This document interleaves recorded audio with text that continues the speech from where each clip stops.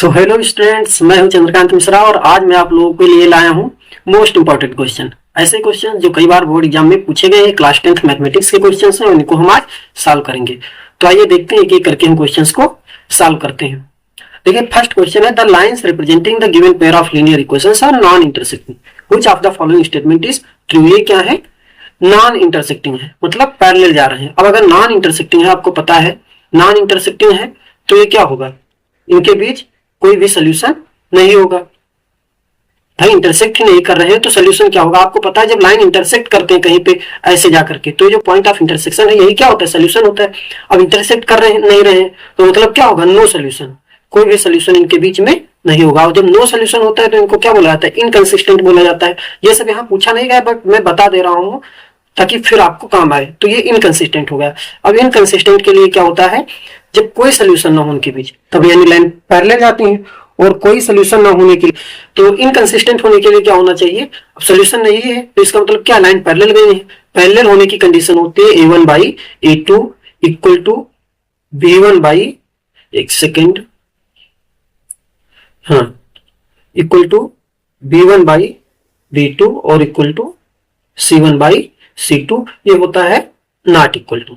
यहाँ पे जब पैरेलल होते हैं तो कोई सोल्यूशन नहीं है। तो a1 by a2 equal to b1 by b2 ये not equal to c1 by c2। अब आप पूछेंगे सर ये a1 by a2 b1 by b2 ये a1 b1 c1 ये सब क्या है? तो आपको पता होगा जब आप पेयर ऑफ इक्वेशन पढ़ते हो तो दो तरीके के स्टैंडर्ड इक्वेशन होते हैं। एक होता है a1x plus b1y plus c1 equal to 0, ये फर्स्ट हो गया। एंड a2x प्लस b2y और प्लस c2 इक्वल टू 0, इस standard pair of linear equation. ये पेयर ऑफ लीनियर इक्वेशन का मतलब स्टैंडर्ड फॉर्म है। तो ये यही है, ये a1 बाई a2 मतलब सबका रेशियो निकालेंगे और ये इस तरीके का होना चाहिए। तो यहाँ पे कौन सा ऑप्शन सही होगा? अगर इनकी कोई सोल्यूशन नहीं है, पैरेलल है, तो ये वाला B option is correct. Next question देखते हैं, question number second, the value of k for which the system of equation 3x minus ky equal to 7 and 6x plus 10y equal to 3 is inconsistent is. अब किस value के लिए ये बोल रहे हैं कि ये इनकंसिस्टेंट होगा? अब आपको इनकंसिस्टेंट का कंडीशन पता है? इनकंसिस्टेंट में क्या होता है? कोई भी सोल्यूशन नहीं होता है। इसका मतलब क्या होता है? जब कोई सोल्यूशन हो, इनकंसिस्टेंट मतलब, एक मिनट, इनकंसिस्टेंट, इनकंसिस्टेंट का मतलब क्या हो? No solution, no solution. और ये कंडीशन कौन देता है नो सोल्यूशन का? a1 by a2 equal to b1 by b2 ये not equal to c1 by c2। ये अब यहां से देखो आपको क्या मिल जाएगा? एक इक्वेशन मिल जाएगा। यहां पे देखो ये क्या लिखा हुआ है? 3x माइनस ky, और ये जो प्लस है इधर 7, हम इसको स्टैंडर्ड फॉर्म में लिखते हैं तो प्लस 7 इधर आकर के क्या हो जाएगा? -7 हो जाएगा इक्वल टू 0। सिमिलरली यहां भी करेंगे हम 6x plus 10y and minus 3, this is also equal to 0। अब ये वाली कंडीशन a1 की जगह पर क्या है? 3x, तो यहाँ पे मतलब a1 की जगह पर 3 है तो 3 अपॉन में a2 की जगह पर 6 और इक्वल टू b1 की जगह पर क्या है? माइनस k एंड b2 की जगह पर 10, b2 की जगह पर 10। इसको सॉल्व कर लेते हैं। तो यहाँ पे देखो ये 3 1 जा 3 और 3 2 जा 6, ये कैंसिल हो जाएगा तो ये आएगा -2k, क्योंकि 2 और माइनस k का मल्टीप्लाई -2k इक्वल टू 10 1 जा 10। तो this implies k equal to क्या हो जाएगा? 10 अपॉन -2, 2 1 जा 2, 2 5 जा 10। This implies k equal to -5। This is the answer. अब यहाँ पे ये पूछ सकता था कि क्या नहीं होगा, तो उसके लिए नॉट इक्वल वाला साइन आप चेक करोगे तो -5 इज द करेक्ट आंसर। अब हम नेक्स्ट देखते हैं, क्वेश्चन नंबर 3, नंबर अपना है थर्ड। इसमें देखिए 4 कंडीशन दिए गए हैं और पूछा गया which of the following statement is not true, कौन सा सही नहीं है। देखिए पेपर में, बोर्ड एग्जाम में क्वेश्चन बहुत ध्यान से पढ़ना है कि हमसे क्या पूछा जा रहा है क्या नहीं पूछा जा रहा है। तो कौन सा इसमें ट्रू नहीं है ये पूछा जा रहा है। A number of second can be drawn at any point on the circle. अब सेकेंड क्या होता है? आपको पता है कि अगर कोई सर्कल हो तो सर्कल को इंटरसेक्ट करने वाली लाइन जो होती है उसी को क्या बोलते हैं? सेकेंड बोलते हैं। इंटरसेक्ट मतलब पूरी तरीके से ऐसे। तो आप बताओ, मान लिया ये पॉइंट ले लो, इस पॉइंट से कितने सेकंड ड्रा किए जा सकते हैं? 2 यही हो गए, और आप ड्रा करो, जितने चाहो उतने ड्रा करो। तो ये स्टेटमेंट क्या हो गया? ट्रू हो गया। यहाँ कह रहे हैं a number of seconds can be drawn at any point on the circle, मतलब बहुत सारे सर्कल पे पॉइंट, एक पॉइंट पे सर्कल के बहुत सारे सेकंड ड्रा किए जा सकते हैं। बिल्कुल एग्जैक्टली करेक्ट है। ये देखो अभी आप जितने चाहो उतने ड्रा कर लो। उसके बाद नेक्स्ट क्वेश्चन है only one tangent can be drawn at any point on a circle. बिल्कुल सही भाई, सिर्फ एक ही टेंजेंट किसी पॉइंट पर, ओनली वन यूनिक टेंजेंट होता है एक पॉइंट पर ड्रा किया जा सकता है। जैसे ये सर्कल है, अगर आप चाहो कि इस पॉइंट पे हम कितने, तो सिर्फ एक टेंजेंट ड्रा कर पाओगे। इसके अलावा जैसे ही आप चाहोगे कि हम कुछ ड्रा कर ले, वो दूसरे पॉइंट पे चला जाएगा, तो ये भी सही होगा। A cardial line segment joining two points on the circle, ये भी सही है। देखो ये एक सर्कल हो गया। अब कार्ड क्या होता है, सर्कल के किन्हीं भी दो पॉइंट को ज्वाइन करने वाला एक लाइन सेगमेंट। ये ए हो गया और ये बी होगा, ये भी एक लाइन सेगमेंट है, तो ये भी सही होगा। अब एक इनकरेक्ट होना ही होना है, तो आप इसको लगा सकते हो ऐसे, from a point inside circle only to tangents can be drawn. ऐसा कोई हो ही नहीं सकता। और सबसे बड़ी बात, सर्कल के अंदर से आप कोई भी टेंजेंट ड्रा नहीं कर सकते हो। इसके अंदर कोई भी पॉइंट ले लो, टेंजेंट ड्रा होगा ही नहीं, वो बाहर से होगा, यहाँ से ऐसे करके। तो आई थिंक ये क्वेश्चन आपको समझ में आ गया होगा। D option is correct. हम बढ़ते हैं नेक्स्ट क्वेश्चन की तरफ, क्वेश्चन नंबर 4। तो देखिए इस क्वेश्चन का एक बहुत आसान सा तरीका है। क्या गिवन है कि nth term of the AP is 7n-4। इसका मतलब an इक्वल टू क्या गिवन है हमें, 7n-4, ये nth टर्म है। तो फर्स्ट टर्म क्या हो जाएगा, a1 equal to this is 7 multiplied by 1 - 4, और ये क्या आ जाएगा, a1 equal to 7 - 4, this is 3।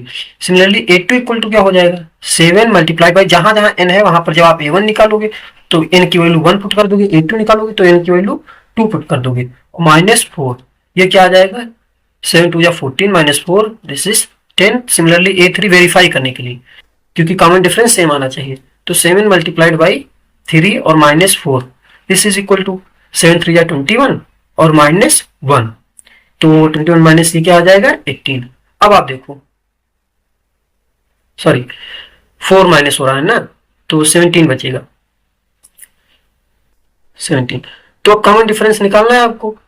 आपको पता है कॉमन डिफरेंस क्या होता है, वेरीफाई करने के लिए a1 ये a2 minus a1 equal to a2 क्या है 10 और माइनस a1 क्या है, this is d equal to a2 minus a1, that means 10 minus 3, a2 की वैल्यू 10 और a1 की वैल्यू 3, तो 10 माइनस 3 इक्वल टू कितना आ जाएगा 7। और यही जब आप इसको आप निकालोगे a3 माइनस a2 कर लो तब भी सेम आएगा, 17 minus 10, this is also equal to 7। So d कितना आ रहा है, 7 आ रहा है, that means correct option is ए।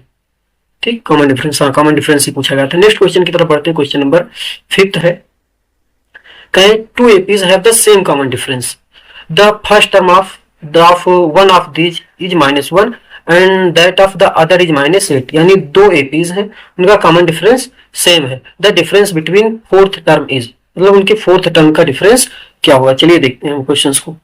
देखिए first term of 1 AP is -1, तो आपको फार्मूला पता है, an इक्वल टू क्या होता है, a plus n minus 1 into D. ठीक, फर्स्ट में लगाओ पहले एपी के लिए, तो फर्स्ट एपी क्या है, उसका पहला टर्म क्या है, मतलब -1, और फोर्थ एपी के बीच डिफरेंस हमें कॉमन डिफरेंस पूछा गया, तो हम a4 डायरेक्ट निकालते हैं। a4 इक्वल टू इसका फर्स्ट टर्म क्या है -1 प्लस n की जगह पर क्या पुट करेंगे 4 -1, और d तो सेम ही है ही दोनों के लिए, दोनों का d सेम है, कॉमन डिफरेंस सेम है, तो a4 इक्वल टू क्या आ जाएगा, ये मैं एक टर्म मान ले रहा हूं इसका। ठीक, a4 इक्वल टू आएगा -1 और ये 3 प्लस 3d। अब दूसरी एपी मान लेता हूं, ये मैं एपी ए मानी थी और दूसरी एपी को मैं a डैश मान लेता हूं, तो a-4 क्या हो जाएगा।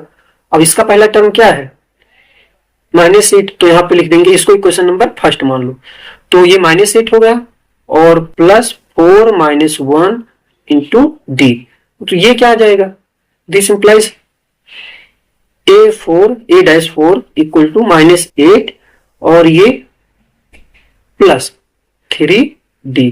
अब दोनों के बीच मतलब पहले एपी का fourth term and second AP का फोर्थ टर्म, उनका डिफरेंस पूछा गया, the difference between fourth terms of the AP, तो दोनों को माइनस कर दो, ये इक्वेशन नंबर 2। तो यहां पे लिखेंगे फ्रॉम फर्स्ट एंड सेकेंड, मतलब equation number first and second से, तो a4 माइनस a-4, इसका मतलब क्या हुआ, पहले एपी का फोर्थ टर्म और ये क्या है दूसरे एपी का फोर्थ टर्म।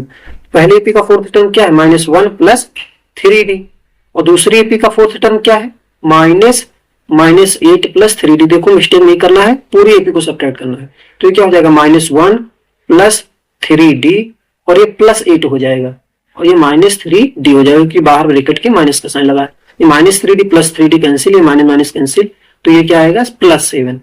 तो this is the your answer. Okay, this is the answer, यानी दोनों टर्म का डिफरेंस क्या होगा 7। Option C is the correct answer.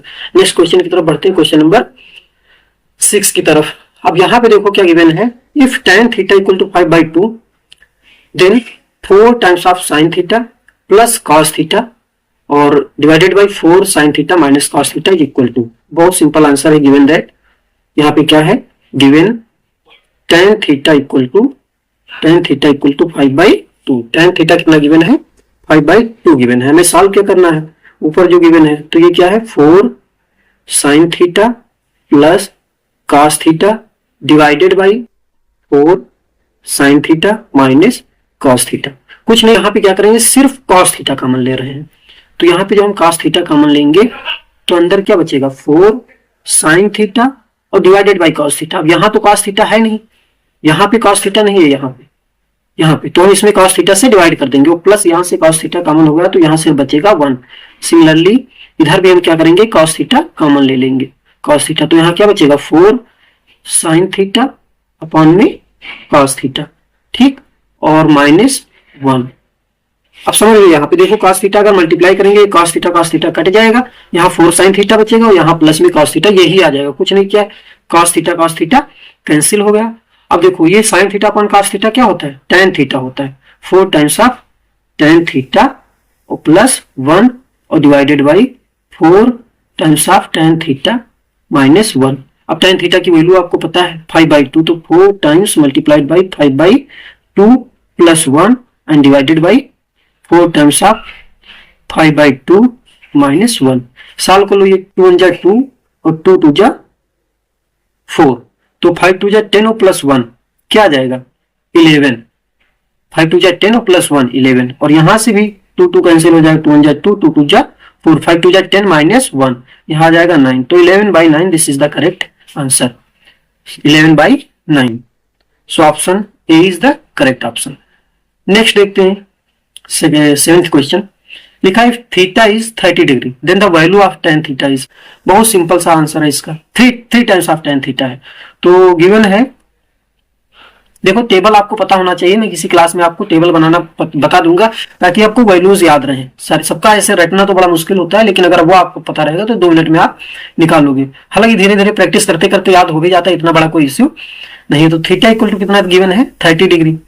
अब हमें फाइंड क्या करना है 3 टाइम्स ऑफ tan थीटा, ठीक, तो 3 टाइम्स ऑफ ये क्या हो जाएगा tan 30 डिग्री, और tan 30 डिग्री की वैल्यू आपको क्या पता है 1/√3 ये होता है, तो ये आ जाएगा इक्वल टू 3/√3 ये, ठीक, तो ये हुआ करेक्ट आंसर, ये होगा √3 आंसर।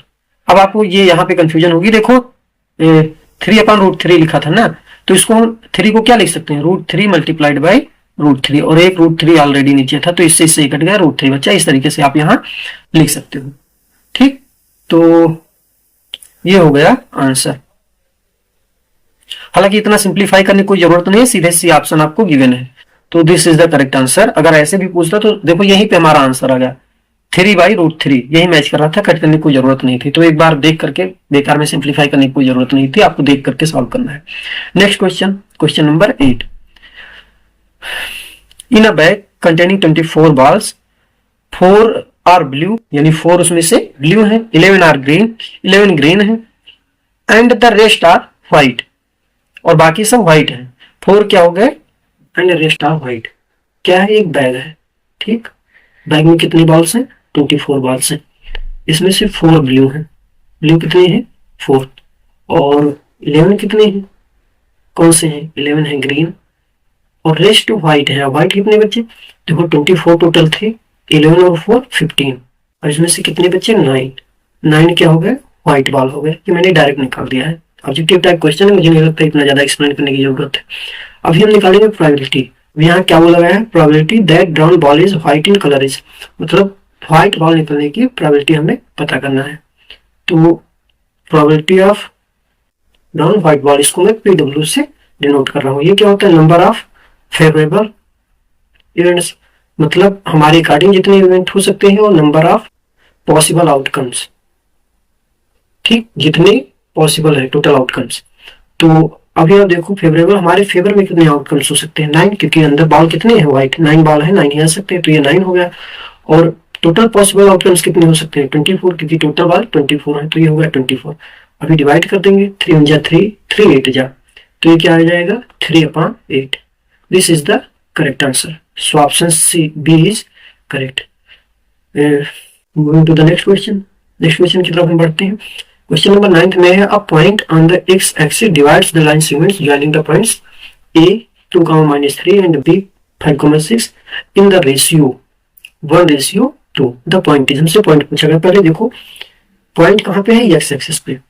हम मान लेते हैं कि पॉइंट ए है और एक्स एक्सिस पे किसी पॉइंट का कोऑर्डिनेट क्या होता है, एक्स, 0। अब ये 0 क्यों होता है आपको पता है, एक्स एक्सिस पे जब भी कोई पॉइंट होगा, यहाँ पे आप देख लो, तो उसका वाई कोऑर्डिनेट क्या होगा 0। वाई की तरफ तो जा ही नहीं रहा है ना, एक्स एक्सिस पर है यहाँ पे, तो वाई कोऑर्डिनेट उसका हमेशा क्या होगा 0। अब आपको फार्मूला पता है, पॉइंट के कोऑर्डिनेट क्या होते हैं। अगर m1:m2 में इंटरसेक्ट कर रहा है पॉइंट x1 और x2 को, आप जानते हो, तो सीधे फार्मूला क्या होता है, m1x2 प्लस m2x1 और divided by m1 plus m2। और दूसरा क्या होता है, ये x कोऑर्डिनेट होगा। y कोऑर्डिनेट क्या होता है, m1y2 प्लस m2y1 और divided by m1 plus m2। ठीक, ये हो गया। अब इसी के बेसिस पर हम निकालेंगे हमारे लिए x1 कितना है, ये होगा x1 y1 और ये होगा x2 y2। इसे मैं पुट कर दे रहा हूँ, ये कोऑर्डिनेट हुए। अब जब यहाँ पे पुट करेंगे तो x1 की जगह पर क्या है, m1 है 1, तो 1 मल्टीप्लाइड बाई x2 यहाँ से मिल रहा है 5, तो 5 और प्लस m2 यहाँ पर 2, ये रेशियो है ना, मल्टीप्लाइड बाई x1 है 2 और divided by m1 plus m2 यानी 1 प्लस 2, m1 है 1 और ये 2 मल्टीप्लाइड और कामा इधर चले आओ, m1 फिर 1 multiplied by y2 6 plus m2 2 multiplied by -3 which is y1 और डिवाइडेड बाई m1 और m1 हमारा 1 प्लस 2 है, तो ये क्या हो जाएगा 1 प्लस 2, तो ये आ जाएगा 5 और प्लस 4, 2 2 जा 4, तो ये हो जाएगा 9 डिवाइडेड बाई 3 और कामा ये क्या हो जाएगा 6 और प्लस 6, ये 0, वैसे भी ऑलरेडी 0 आना था क्योंकि y कोऑर्डिनेट 0 है, तो ये 3 1 जा 3, 3 3 जा 9। पॉइंट हमारा क्या है 3,0, मतलब हमारा पॉइंट कौन सा होगा, ये वाला। C option is the correct option. यहाँ पे कुछ नहीं करना था, वैसे भी देखो y कोऑर्डिनेट 0 होना चाहिए, तो डायरेक्ट नहीं निकल सकता, ये चेक करना था, वेरीफाई करके भी देख सकते थे, तो ऐसे निकाला जाएगा। ये 2 पॉइंट हो गए x1 x2 और फार्मूला मैंने आपको बता ही दिया। नेक्स्ट क्वेश्चन की तरफ बढ़ते हैं। If 2 positive integers a and b are written as a equal to x cube plus Y square, a equal to x cube plus Y square और b इक्वल टू क्या है x y cube.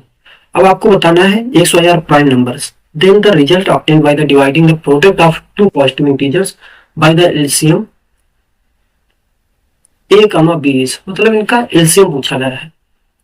Then the result, LCM से जब divide करते हैं ना, तब इनका जो रिजल्ट आ रहा है वो क्या होगा, दोनों नंबर के प्रोडक्ट को एलसीएम से डिवाइड करते हैं तो रिजल्ट क्या आएगा। अब आपको पता है, देखो कई तरीके हैं इसके, एक तो होता है HCF of a comma b multiplied by LCM of a comma b, ये इक्वल टू क्या होता है a मल्टीप्लाइड बाई b, यानी दोनों के प्रोडक्ट के इक्वल होता है। अब अगर हम एचसीएफ निकालें, एचसीएफ अगर HCF of a comma b equal to निकालें तो ये क्या होगा a मल्टीप्लाइड बाई b और divided by LCM of a comma b। यही हमसे पूछा गया, कहें अगर प्रोडक्ट को, if the product is divided by LCM, अगर प्रोडक्ट को हम एलसीएम से डिवाइड करते हैं, then the result obtained by dividing the product of 2 positive integers by the LCM, इनके प्रोडक्ट को एलसीएम से डिवाइड करते हैं तो रिजल्ट क्या होगा। आपको पता है रिजल्ट क्या होगा एचसीएफ। अब एचसीएफ हम यहाँ से देख लेते हैं। देखो अगर 2 नंबर्स दिए गए हों a equal to x cube Y square और b इक्वल टू क्या गिवन हो, एक्स वाई क्यूब। अब यहाँ पे हमें हाईएस्ट कॉमन फैक्टर देखना है। देखो एचसीएफ का एक सिंपल सा फार्मूला होता है, एचसीएफ मैं यहाँ पे बता दे रहा हूँ। अगर x इक्वल टू ये कोई ए हो नंबर, कोई ए, और ए p की पावर r1, p1 की पावर r1, p2 की power r2 and so on, ऐसे अगर चला जाए, ठीक, और b है, b कोई दूसरा नंबर है, p1 की पावर s1, फिर p2 की power s2 and so on, ऐसे जाए।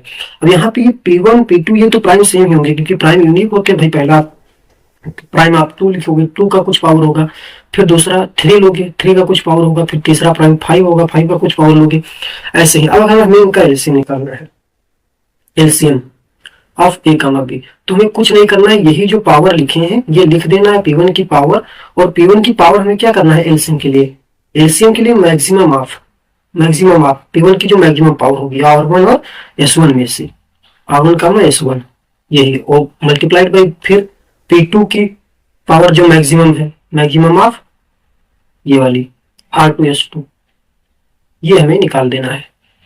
ठीक, एक मिनट थोड़ा सा देख नहीं रहा होगा आप लोगों को, तो एक्सप्लेन कर देता हूं मैं।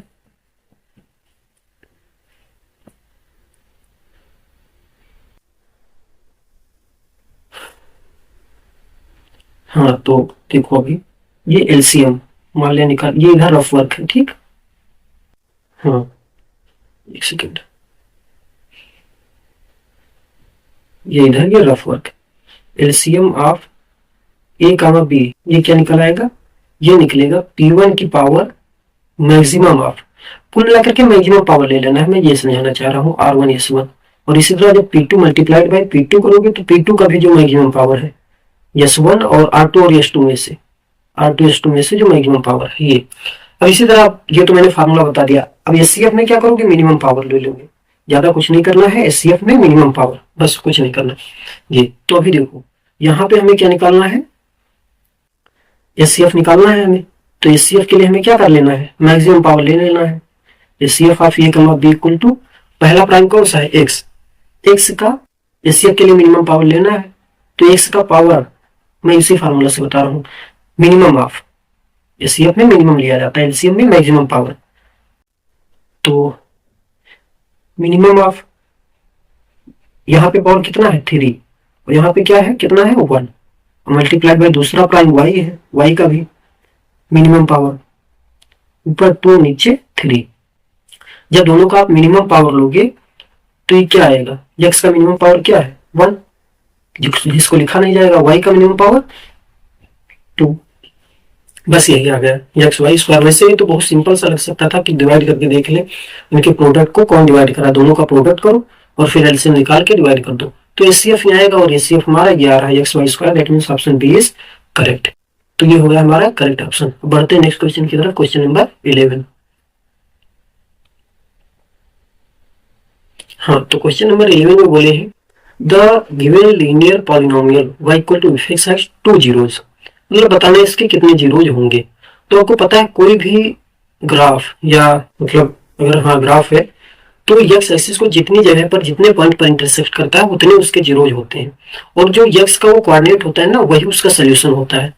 तो बस यही हमें देखना है। अब यहाँ पे ये ग्राफ x को कितनी जगह पर इंटरसेक्ट कर रहा है, सिर्फ एक पॉइंट पे यहाँ पे, तो इसका एक जीरोज होगा। अब एक जीरोज में 2 ऑप्शन है, जीरोज क्या होगा 3 होगा या 4 होगा, अब आप खुद देखो एक्स को किस पॉइंट पे इंटरसेक्ट कर रहा है, एक्स की वैल्यू क्या है 3, भाई एक्स कामा वाई तो कोऑर्डिनेट होता है ना, यहाँ पे 3 कामा 0 है, मतलब एक्स की जगह पर 3, वाई की जगह पर 0, तो इसका ये वाला बी ऑप्शन करेक्ट हो जाएगा। एक जीरो होगा यानी 1 0 एंड द जीरो इज 3, जितने एक्स एक्सिस को जितने पॉइंट पे इंटरसेक्ट करते हो वही उसके क्या होते हैं जीरोज होते हैं। बढ़ते हैं नेक्स्ट क्वेश्चन की तरफ। ये आ गया क्वेश्चन नंबर 12। इसको हमें पता करना है कि इसके इक्वल होगा, तो बहुत सिंपल सा क्वेश्चन है। देखो सेक ए प्लस टेन ए, सेक ए प्लस टेन ए, और फिर 1 माइनस साइन ए, इसको हमें सिंप्लीफाई करना है। तो यहाँ पे क्या करते हैं, सेक ए को क्या लिखा जा सकता है कास ए, तो ये हो जाएगा 1 अपान कास ए, और प्लस टेन ए को क्या लिख सकते हैं साइन ए अपान में कास ए, ठीक, और ये 1 माइनस साइन ए, ठीक। अब देखो ये हूं दोनों का क्योंकि बेस सेम है ना, तो डिनोमिनेटर सेम है, तो हम इसको लिख देंगे 1 प्लस साइन ए और मल्टीप्लाइड बाई 1 माइनस साइन ए, क्योंकि मल्टीप्लाई में है तो हम बेस को पूरे में लिख सकते हैं, डिनोमिनेटर को, कोई दिक्कत नहीं है हमें।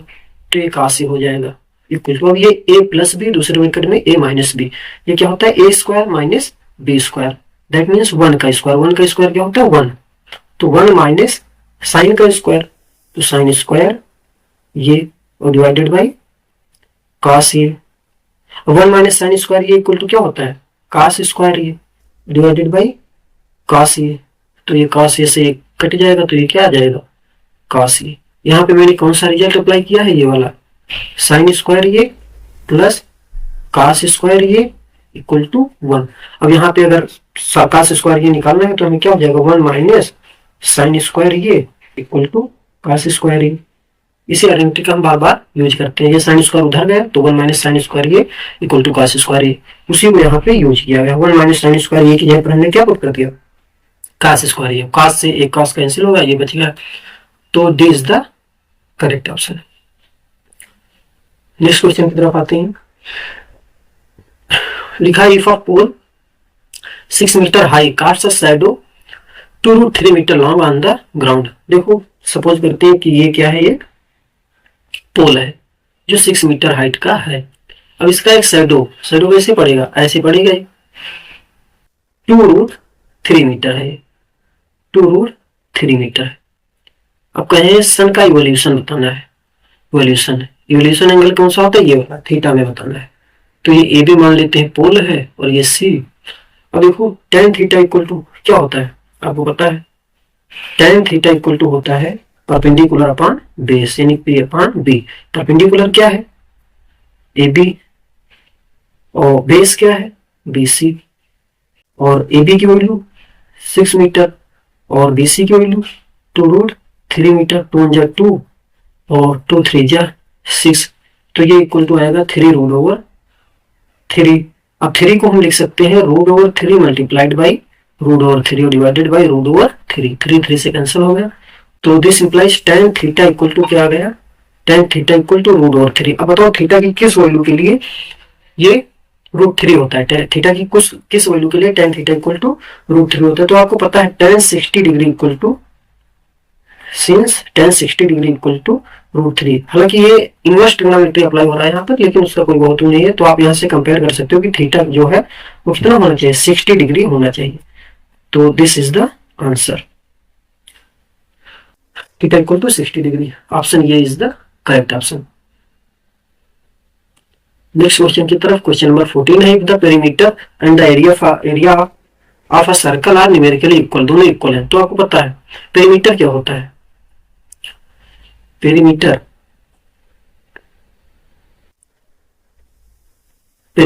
ऑफ सर्कल इक्वल टू ये कितना होता है 2 pi R, and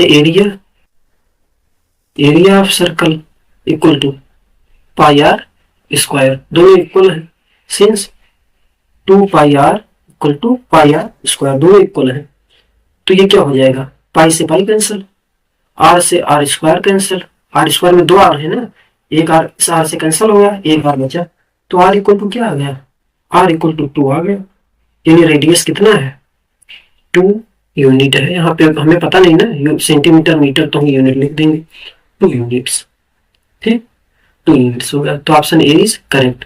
next question, question number 15, the point on the x axis nearest to the point -4,5, देखो इसे विजुलाइज करना है। इसका क्वेश्चन लगाने का मेथड थोड़ा लेंदी जाएगा, इसलिए देखो इसको ऐसे समझो ग्राफ के थ्रू, ये हमारा एक्स एक्सिस है, ठीक, और ये हमारा वाई एक्सिस है, ये हमारा वाई एक्सिस है। अब आप देखो कोई पॉइंट होगा -4, -5, अब आप बताओ नेगेटिव किस कोऑर्डिनेट में होता है, थर्ड कोऑर्डिनेट में होता है भाई, इधर भी नेगेटिव और इधर भी, क्योंकि एक्स ये क्या है -4, -5 ये पॉइंट है, ये एक्स है, ये वाई है, एक्स भी नेगेटिव, एक्स नेगेटिव किधर होता है इस साइड में, वाई भी नेगेटिव, वाई नेगेटिव किधर होता है इस साइड में, इसका मतलब ये थर्ड कोऑर्डिनेट में जाएगा, और ये कहीं पर पॉइंट यहाँ होगा, यहाँ पर -4 और -5 5, ये पॉइंट ये कहीं पर, ठीक, ये पॉइंट है -4,5a। अब यहाँ पे पूछा गया है आपसे कि इस पॉइंट के नियरेस्ट पॉइंट कौन है जो एक्स एक्सिस पर हो। अब देखो ये एक्स एक्सिस, ये तो ओरिजिन है ही। अब आपको पता है एक्स एक्सिस पर होने वाले पॉइंट का जो वाई कोऑर्डिनेट होता है वो 0 होता है, तो -4,0 एक तो यहीं पर हो जाएगा भाई। एक्स एक्सिस पर आप चले आओ तो -4 कहाँ मिलेगा, इसी के सीधे में मिलेगा। ये हो गया -4, ये -4,0। उसके बाद -5 इधर मिलेगा, 4 के थोड़ा बाद -5 मिल जाएगा, -5,0। और उसके बाद -41, -41 का मतलब लगभग 6 से ऊपर का पॉइंट, तो वो कहीं पर यहाँ पर मिलेगा -6,0। अब ये हो गया, ठीक, और एक ये पॉइंट हो गया। आपको बताना है नियरेस्ट पॉइंट इसके कौन सा है। आपको पता होगा परपेंडिकुलर डिस्टेंस जो होता है वो क्या होता है, शॉर्टेस्ट डिस्टेंस होता है। परपेंडिकुलर कौन है, यही वाला, तो ऑब्वियसली नियरेस्ट पॉइंट यही होगा।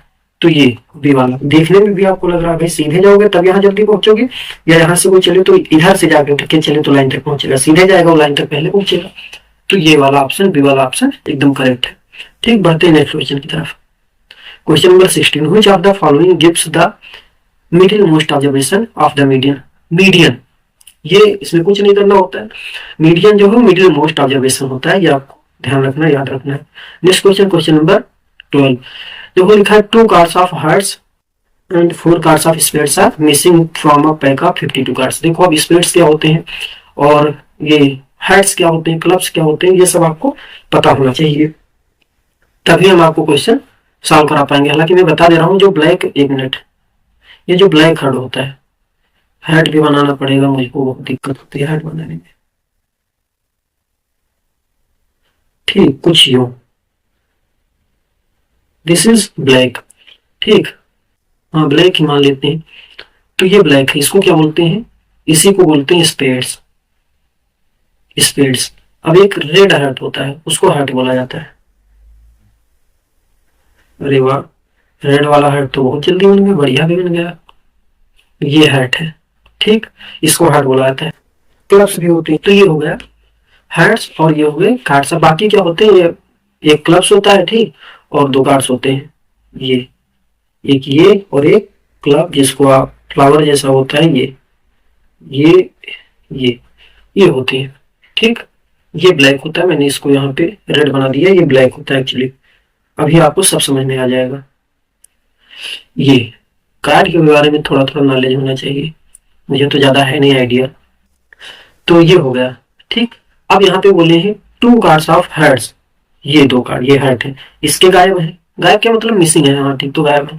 4 कार्ड्स स्पेड्स के, ये वाले जो स्पेड्स हैं ये गायब है, ठीक। टोटल कितने गायब हो गए, 4 + 2, 6 कार्ड, होते कितने हैं, 52। अब देखते हैं, अ card is drawn at random from the remaining pack. बचे हुए पैक से बचे कितने, 42 थे, 52 थे, 6 गायब हो गए, तो कितने बचे, 46 कार्ड हमारे पास टोटल हैं, -6 = 46 कार्ड हमारे पास हैं। उसमें से कहें ये कार्ड रैंडम निकाल लिया था, अ card is drawn at random from the remaining pack, what is the probability getting a black card. अब ब्लैक कार्ड देखो, यहाँ से जो कार्ड निकला था उसमें से 2 ब्लैक कार्ड निकले थे, हार्ट 4 निकले थे, लेकिन हार्ट ब्लैक नहीं थे, रेड थे। तो ब्लैक कितने बचे, 13 कार्ड सब में होते हैं भाई, 13, ये वाले ब्लैक ये भी हैं, और ये रेड वाले हैं 13, ये भी रेड वाले 13, और ये भी ब्लैक वाले 13, यानी 26 कार्ड ब्लैक होते हैं और 26 कार्ड क्या होते हैं, रेड होते हैं। अब 26 ब्लैक में से 2 ब्लैक निकाल दिए गए हैं, तो रिमेनिंग ब्लैक कार्ड कितने बचे, ब्लैक कार्ड रिमेनिंग कितने बचे, 26 - 2, 24 ब्लैक कार्ड बची।